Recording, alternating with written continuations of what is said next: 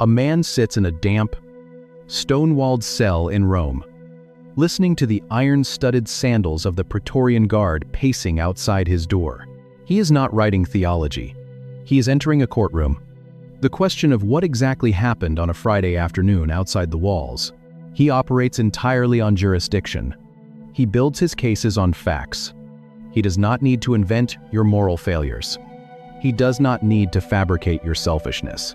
He only needs to read the record. He walks into the celestial courtroom. He approaches the bench. He demands the ledger.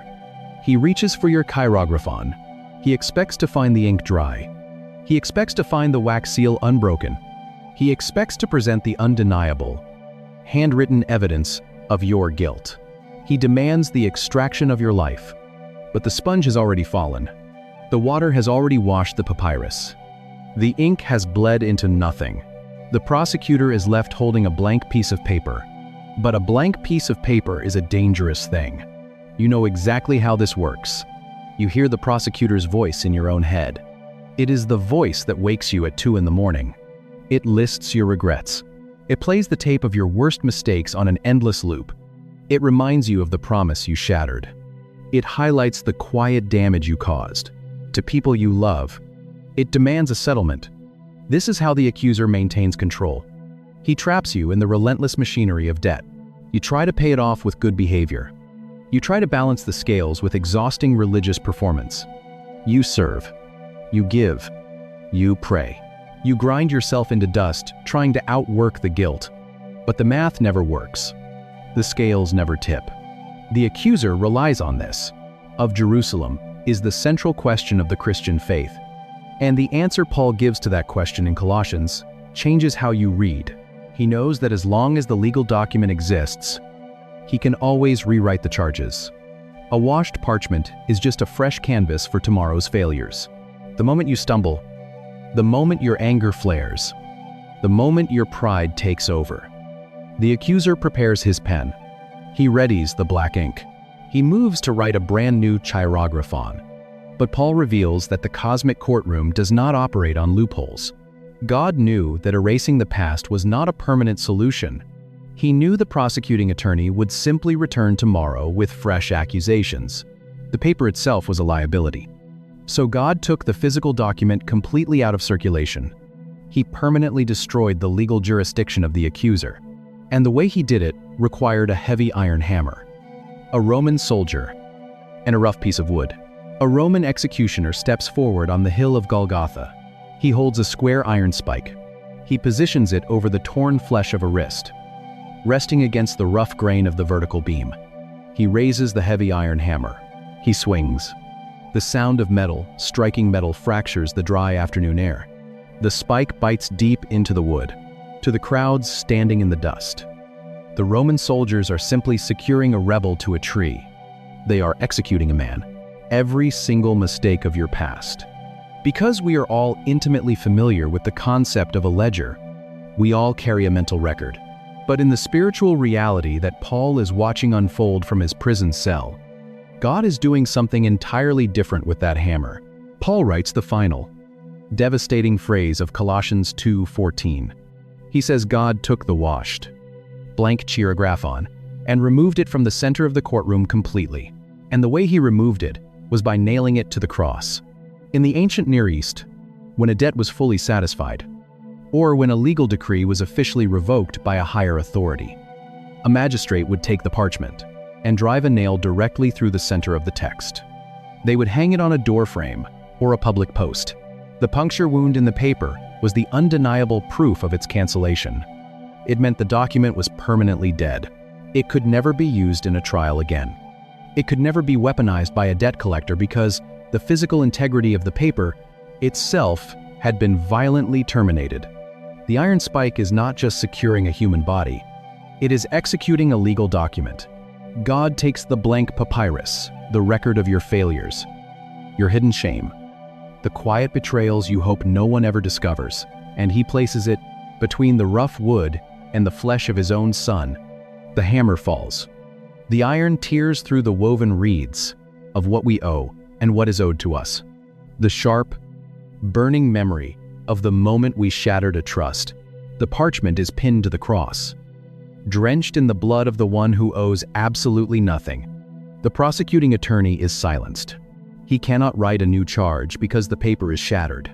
He cannot demand an extraction because the ledger has been put to death. The legal jurisdiction that gave your shame its power has been publicly, violently dismantled in front of the entire cosmic realm.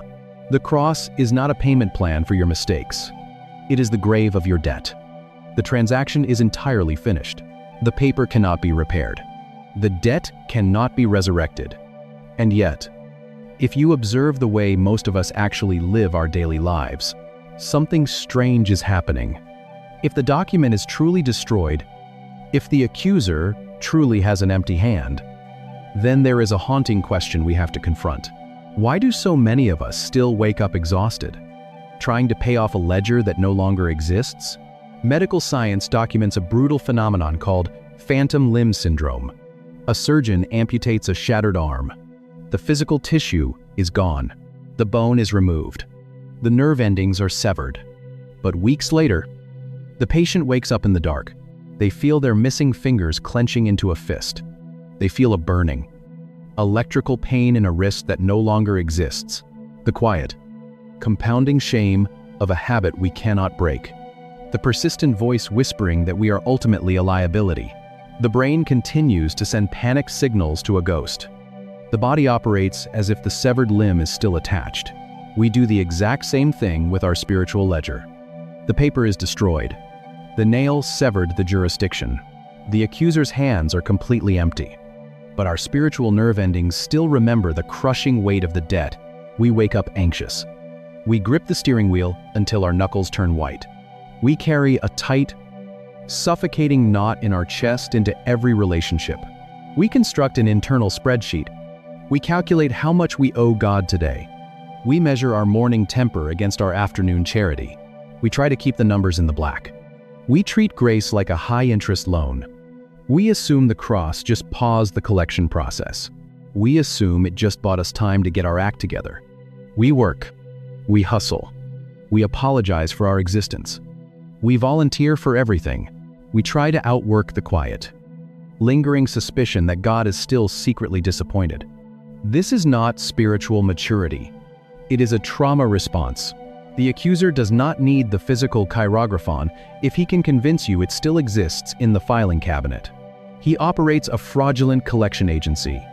He sends daily notices demanding payment for an account that was permanently closed 2,000 years ago. We feel the heavy, suffocating weight of a spiritual debt. And when it comes to the story of the cross, most people think they understand. And we keep trying to write checks. We exhaust our bodies trying to pay off a judge who has already left the courtroom. We try to balance a ledger that was shattered by an iron spike. We walk into a church, sit in a wooden pew, and secretly negotiate with a piece of paper that was washed clean by a wet sponge and murdered on a tree. The anxiety you feel in your jaw is real. The exhaustion in your bones is real. But the legal debt causing it is a hallucination.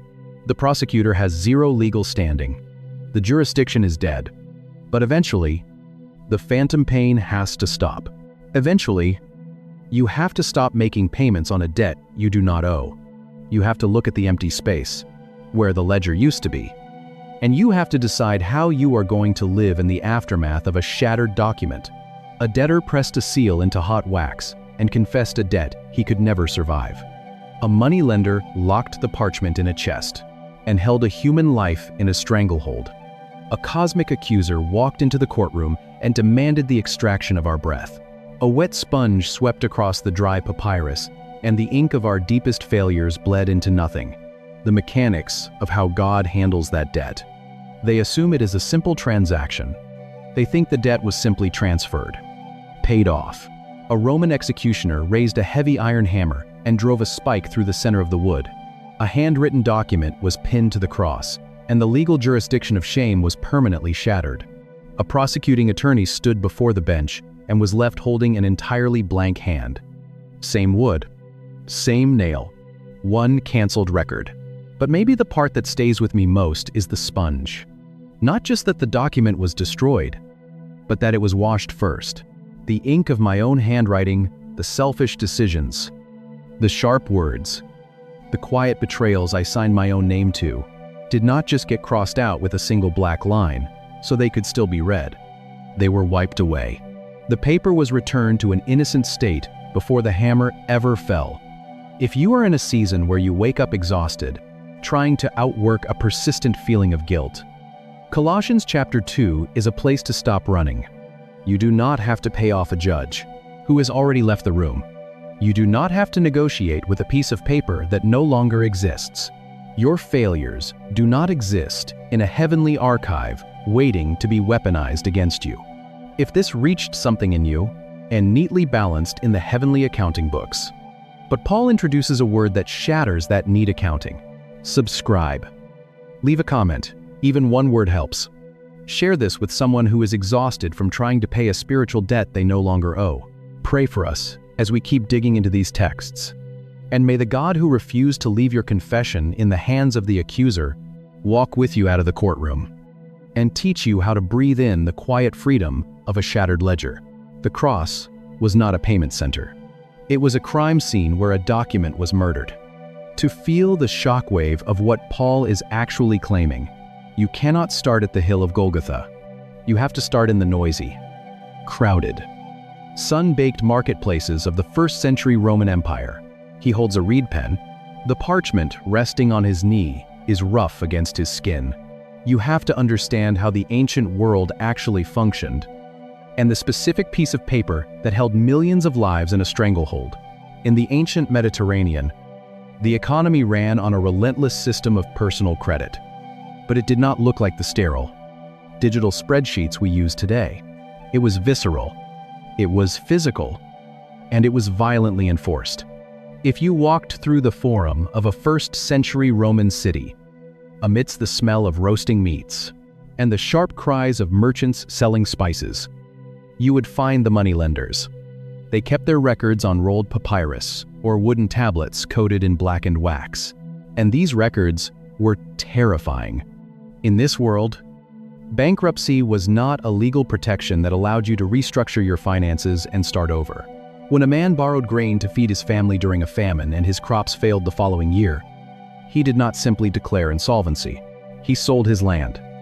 And when the land was gone, he sold his children. And when his children were gone, he sold his own body into slavery. A record of debt in the Roman Empire was not a financial inconvenience. It was a suspended death sentence.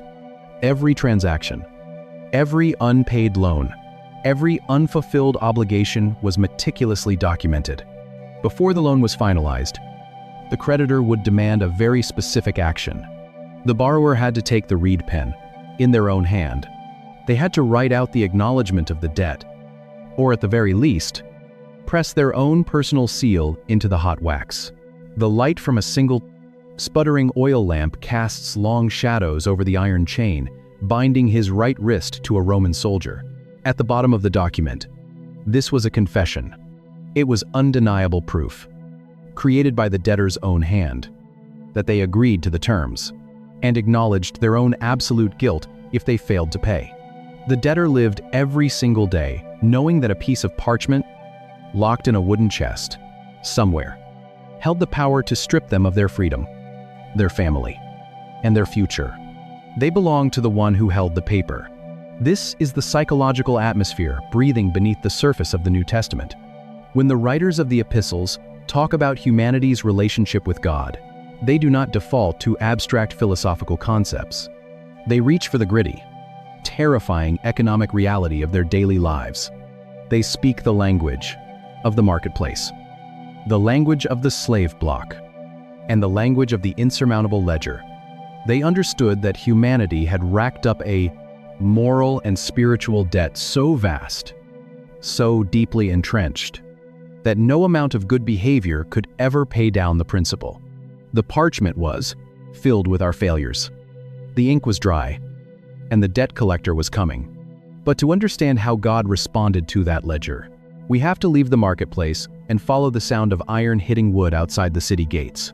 A wooden beam drops into a jagged hole in the limestone. The ground shakes. The executioners step back. Dust settles on their leather sandals. He is writing a letter. It is a scene repeated across the ancient world. Letters written in the dark, documents folded, sealed with wax. The midday sun beats down on the hill called the Skull. The heat is suffocating. A man fights for air. His lungs burn. His muscles cramp. The rough, splintered wood tears at his bare back every time he pushes his weight up to breathe. You can hear the dry, raspy intake of oxygen. You can smell the sweat mixed with iron and blood. He is dying. Above his head, a Roman soldier hammers a wooden board into the vertical post. The iron hammer strikes the iron nail. Crack. The sound echoes off the rock. Crack. The board is secured. This board is the titulus. It is the official, public record of the crime. Rome does not execute people quietly in dungeons. Rome executes them along major highways. Rome publishes the reason. The board is plastered white. The letters are painted in bold, black, or red ink. They are written in 3 languages: Hebrew, Latin, and Greek. No one who walks past can claim ignorance. Every traveler, every merchant, every priest can read the accusation. It declares the charge. It justifies the violent spectacle. It announces his absolute guilt before the empire. The sign above his head is not a cruel joke. It is a legal declaration. People walk by on the dirt road. They shake their heads. They spit on the ground. The religious leaders stand at a distance, watching the slow suffocation. The women collapse in the dust, weeping. The sky above Jerusalem begins to turn an unnatural, terrifying dark. To the naked eye, this is the end, and carried in leather pouches across the Mediterranean Sea to a small, dusty trading town in Asia Minor called Colossae, of a failed rebellion. To the naked eye, a debt is being paid to the empire. The empire demands blood for treason. The blood is pouring out. The ledger of Rome is being balanced. But decades later, a man in chains looks back at this precise moment. Paul sits in his Roman cell. He closes his eyes and sees the hill. He sees the blood. He sees the nail. But when he picks up his pen to write to the Colossians, he does not describe the physical sign nailed above Jesus' head. He sees something else hanging on the wood. He sees a different document, an invisible document, a document infinitely more terrifying than a Roman titulus. He reaches into the vocabulary of the ancient courts. He bypasses religious language. He bypasses temple terminology. He grabs a word that makes every debtor in the ancient world freeze in terror. He names the exact piece of paper that was dragged up that hill. Colossians chapter 2, verse 14. Paul is explaining the cosmic mechanics of forgiveness to a group of people who feel entirely unqualified for grace. He tells the Colossians that God has made them alive, forgiving all their trespasses, by canceling the record of debt that stood against us with its legal demands. The word your English Bible translates as record of debt or handwriting of requirements is the Greek Cheirographon. It appears exactly 1 time in the entire New Testament, and its construction is brilliantly simple. The root cheer means hand. Most people assume they know what this letter says. They read the book of Colossians, and they see standard religious instruction. The root grapho means to write. A cheirographon is quite literally a handwritten document. But in the merciless economic machinery of the Roman Empire, this was not a diary entry. It was a legally binding certificate of debt. It was the IOU written and signed by the debtor, in their own handwriting, often pressed with their own unique hot wax seal, acknowledging absolute liability. It was the piece of paper that held the power to throw a family into a cold, stone-floored debtor's prison. If realizing that the biblical authors used the gritty, terrifying language of the ancient marketplace to explain spiritual realities is stirring up questions you've never considered, you're exactly who this channel is for. Drop a thought in the comments and hit subscribe, because every week we go deeper into the text than you knew was possible. So the document exists, and it is weaponized. When Paul uses Cheirographon, he drags the terror of the ancient courtroom into the spiritual realm. He is telling his readers that humanity has racked up an infinite moral debt, and there is a ledger proving it. And Paul adds a chilling phrase. He says, This document stood against us and was hostile to us. But here is the most devastating part of a Cheirographon. It was not a fraudulent document forged by an enemy. It was a document created. They see theological arguments about grace, cosmic hierarchies, and moral behavior. They assume the man in chains is just drafting a sermon by the debtor.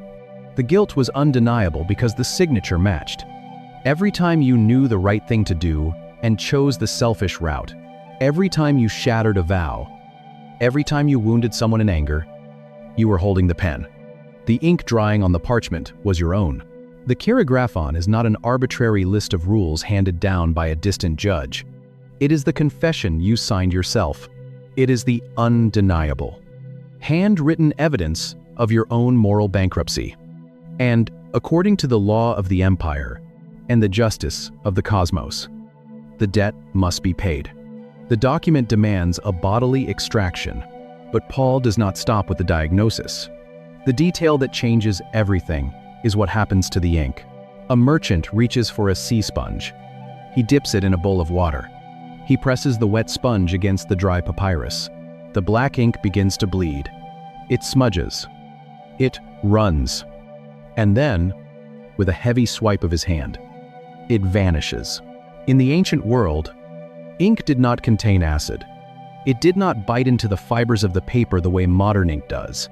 It simply sat on the surface, drying into a fragile, brittle crust.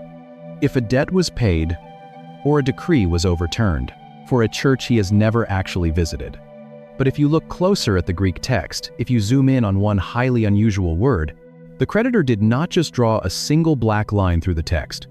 They took a damp sponge and they washed the document clean. The surface was wiped blank. The record was unwritten. The papyrus was returned to its original, innocent state. Paul watches this everyday marketplace action, and he connects it to the blood falling on the limestone at Golgotha. He tells the Colossians that God did something devastating to the Cheirographon. He says God canceled it. But the Greek verb Paul uses is exalipho. It means to wash away, to wipe clean, to obliterate completely. It is the exact word used for a wet sponge hitting dry ink. Most people picture divine forgiveness as a celestial accountant moving numbers from the debt column to the paid column. They imagine the ledger still exists, still sitting in a filing cabinet in heaven, with a red stamp over their failures. They think God keeps the record around just in case he needs to remind them of what they cost him. But that is not exalipho. Forgiveness is not a bookkeeping adjustment. It is a flood. Jesus hangs in the suffocating heat. His breath is shallow. But in the unseen reality, a cosmic sponge is sweeping across the archives of humanity.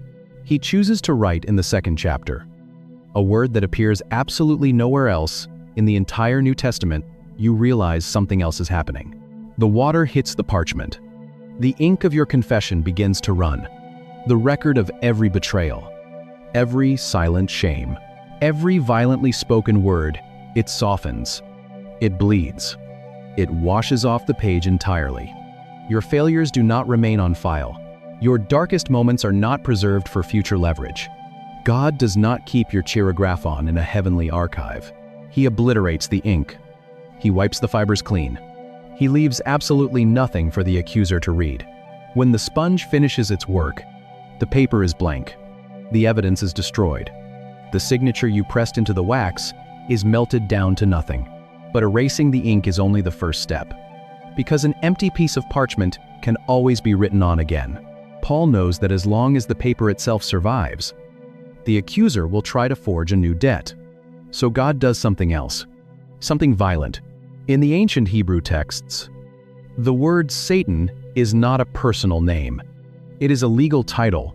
It translates literally as the adversary or the accuser, the prosecuting attorney, the one who stands in the divine courtroom and demands that the law be enforced, to the absolute letter. He is not a mythical monster hiding in the dark.